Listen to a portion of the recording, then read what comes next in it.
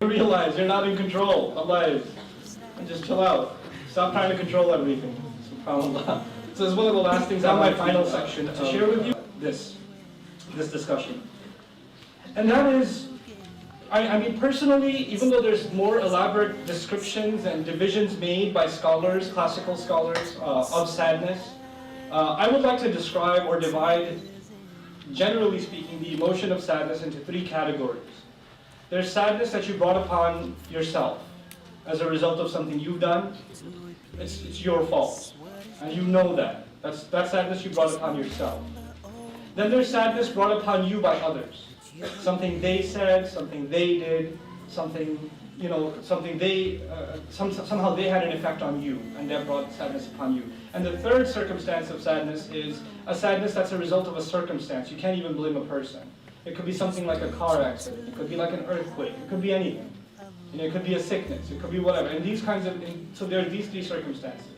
In the first circumstance, what was it again? What was the first circumstance? Something you've done yourself. And you're depressed about something you did. A lot of people have that. My recommendation is for you to carefully study the dua made by Musa alayhi salam.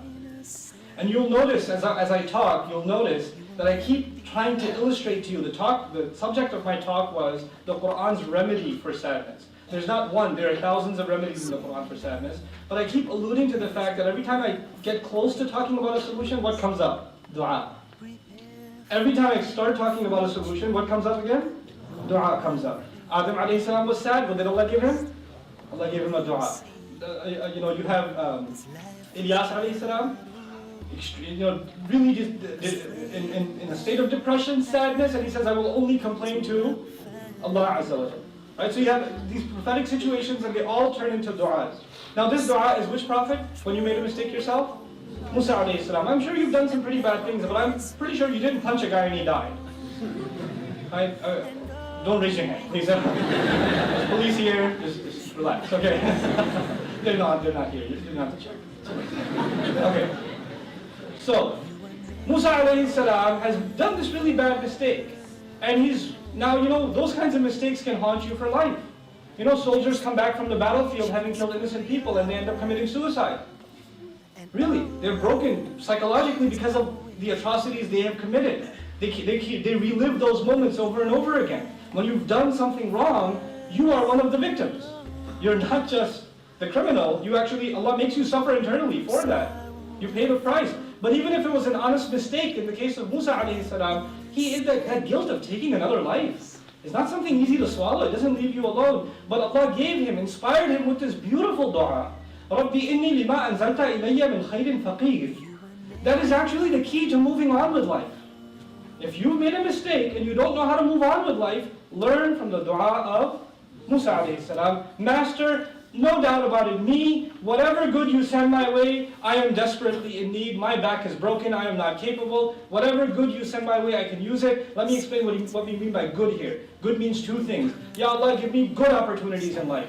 Ya Allah, don't let the mistake I made make the rest of my life a bad experience.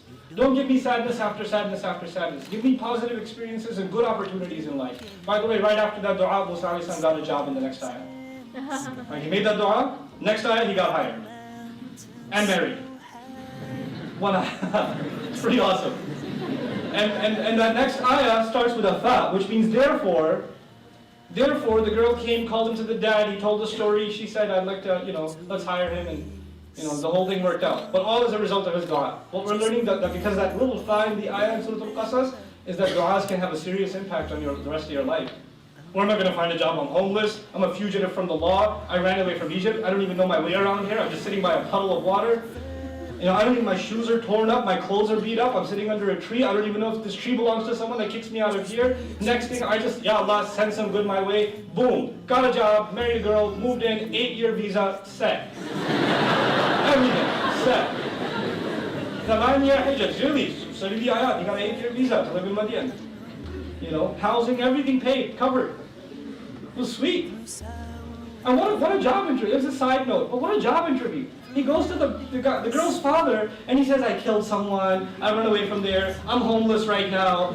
And 2 minutes later he's saying, you should marry my daughter and you should live here. That just proves Allah makes things happen. You don't make the rishta happen. Prepare for your future, but knowing nothing's gonna